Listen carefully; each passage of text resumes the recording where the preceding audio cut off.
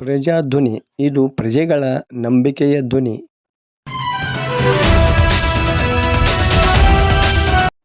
ಲಕ್ಷ್ಮೇಶ್ವರದ ಪುರಸಭೆಗೆ ಬುಧವಾರ ನಡೆದ ಅಧ್ಯಕ್ಷ-ಉಪಾಧ್ಯಕ್ಷ ಚುನಾವಣೆಯಲ್ಲಿ ಅಧ್ಯಕ್ಷೆಯಾಗಿ ಶ್ರೀಮತಿ ಯಲ್ಲಮ್ಮ ದುರ್ಗಣ್ಣವರ ಹಾಗೂ ಉಪಾಧ್ಯಕ್ಷರಾಗಿ ಫಿರ್ದೌಸ್ ಆಡೂರ್ ಅವರು ಆಯ್ಕೆಯಾದರು.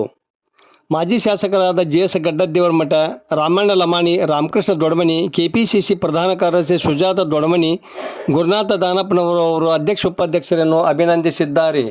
ಈ ಸಂದರ್ಭದಲ್ಲಿ ಲಕ್ಷ್ಮೇಶ್ವರ ಬ್ಲಾಕ್ ಕಾಂಗ್ರೆಸ್ ಅಧ್ಯಕ್ಷ ಜಿ.ಆರ್. ಕೊಪ್ಪದ, ಕಾಂಗ್ರೆಸ್ ಪಕ್ಷದ ಹಿರಿಯರಾದ ಚೆನ್ನಪ್ಪ ಜಗಲಿ, ದಾದಾಪೀರ್ ಮುಚ್ಚಾಲೆ, ವಿ.ಜಿ. ಪಡಿಗೇರಿ, ರಾಜಣ್ಣ ಕುಂಬಿ, ರಾಜಣ್ಣ ಹೊಳಲಾಪುರ, ಬಸವರಾಜ ಓದಣ್ಣವರ, ಶೇಖಣ್ಣ ಕಾಳೆ, ಮಹೇಶ್ ಹೊಗೆಸೊಪ್ಪಿನ, ಜಯಮ್ಮ ಕಳ್ಳಿ, ಸೋಮಣ್ಣ ಬೆಟಗೇರಿ, ನೀಲಪ್ಪ ಶಿರಸೂರಿ, ಯುವ ಮುಖಂಡರಾದ ಸಾಹೇಬ್ ಜಾನ್ ಹವಾಲ್ದಾರ, ಸಿಕಂದರ್ ಕಣಿಕೆ, ಅಂಬರೀಶ್ ತೆಂಬದಮನಿ, ಮಹಾಂತೇಶ್ ಗುಡಿಸಲ್ಮನಿ, ಸದಾನಂದ ನಂದಣ್ಣವರ, ಪುರಸಭೆಯ ಕಾಂಗ್ರೆಸ್ಸಿನ ಎಲ್ಲ ಸದಸ್ಯರು ಹಾಗೂ ಅಭಿಮಾನಿಗಳು ಉಪಸ್ಥಿತರಿದ್ದು ವಿಜಯೋತ್ಸವ ಆಚರಿಸಿದರು.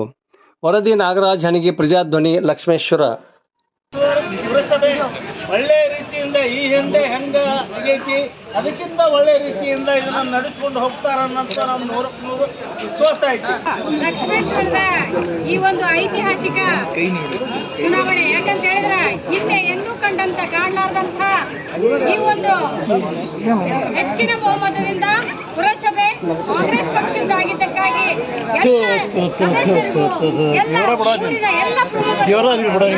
ಧನ್ಯವಾದಗಳನ್ನ ಅರ್ಪಿಸ್ತೀನಿ. ಯಾಕಂತ ಹೇಳಿದ್ರೆ ಹಿಂದೆ ಎಂದೂ ಕೂಡ ಒಂದೇ ಕಾಂಗ್ರೆಸ್ ಪಕ್ಷದ ಮೆಜಾರಿಟಿ ಆಗಿರ್ಲಿಲ್ಲ. ಆದ್ರೆ ಈ ದಿನ ನಮ್ಮೆಲ್ಲರ ಹಿರಿಯರ